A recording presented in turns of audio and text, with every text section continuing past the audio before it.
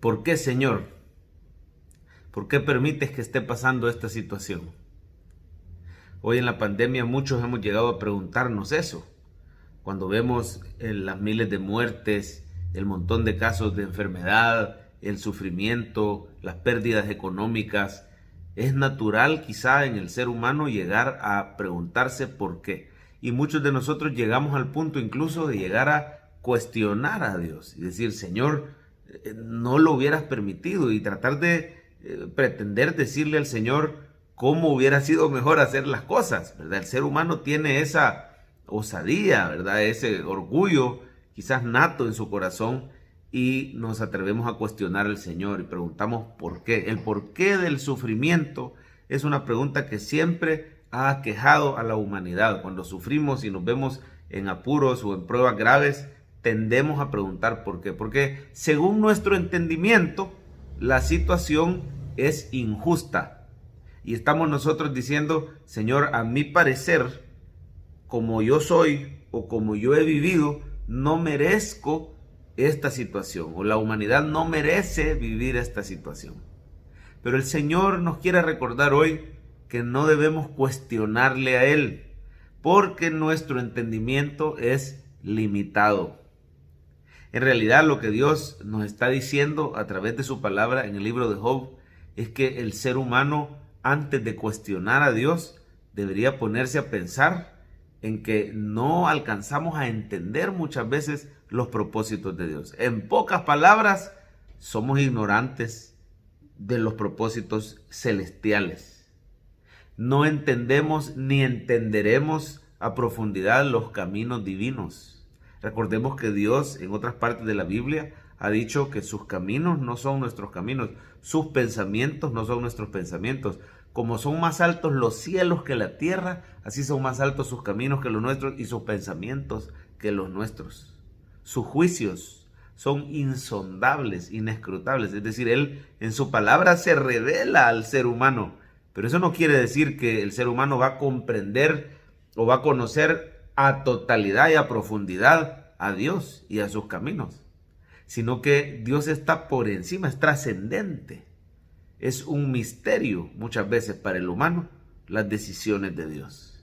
Y por eso debiéramos tener más humildad, más madurez espiritual, mayor crecimiento, mayor sensatez, y no cuestionar a Dios. Me llama la atención que en los capítulos 38, si no me equivoco, en adelante del libro de Job, el Señor no le responde a Job el montón de preguntas que Job tenía, ¿verdad? ¿Por qué, Señor? ¿Por qué? Si yo aquí, si yo allá, justificándose. Sino que el Señor responde preguntándole a Job. En ningún momento le dice, mira Job, tranquilo, las razones de tu sufrimiento son estas y estas y estas, ¿verdad? El conflicto que yo tenía con Satanás y etcétera, etcétera. No le da las razones, sino que le responde con otra pregunta y le dice, ¿y dónde estabas tú cuando yo creé el universo y la tierra? Empieza a describir toda la creación con lenguaje que Job entendiera, con el mismo lenguaje que se utiliza para construcción de casas. Por ejemplo, el Señor empieza a describirle a Job desde un torbellino, ¿verdad? De una tormenta, como diciendo el libro de Job de una manera bien poética, diciendo que la presencia misma de Dios es dura y terrible, ¿verdad? Impresiona al ser humano. Y le empieza a decir desde el torbellino, ¿dónde estabas cuando yo fundé la tierra? ¿Dónde estabas cuando puse las estrellas, el Orión, el Pléyades? ¿Dónde estabas tú cuando yo le puse límite a los mares, verdad? ¿Y acaso tú vas a darle de comer a los animales? ¿Conoces tú las maravillas que hay en la nieve y en el granizo? Y empieza a hablarle de toda la creación. Entonces el punto de Dios ahí no es humillar a Job o confundir a Job o evadir sus preguntas, ¿verdad? Sino convencer a Job de su ignorancia y poner al ser humano en su puesto, en su lugar, de decir, el ser humano no está para cuestionar a Dios, porque su sabiduría y su entendimiento son limitados. Y la sabiduría y el entendimiento de Dios son infinitos. Por lo tanto, los propósitos de Dios para permitir el sufrimiento quizás nunca los vamos a entender, pero nos toca confiar en su sabiduría. Nos toca simplemente con madurez y con crecimiento espiritual agarrarnos bien de Él, confiar en sus promesas, confiar en su carácter, agarrarnos y aferrarnos a su bondad, saber que es cierto lo que Él dice, que junto con la prueba va a dar la salida, saber que tiene no solo uno, tiene muchos propósitos buenos, justos y sabios cuando Él permite sufrimiento. Pero también podemos confiar en que es un Dios que después recompensa al que ha sufrido. Y quiero terminar este mensaje diciendo, quizás no entiendas el porqué de tu prueba, quizás ni yo mismo te pueda decir el porqué.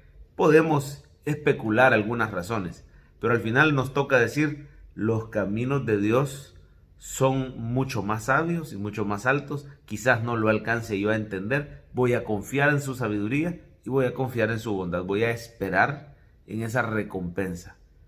Y Dios te dice en este día para animarte, después de la prueba te vienen grandes bendiciones en esta vida y sobre todo en la venidera. Espera en el Señor.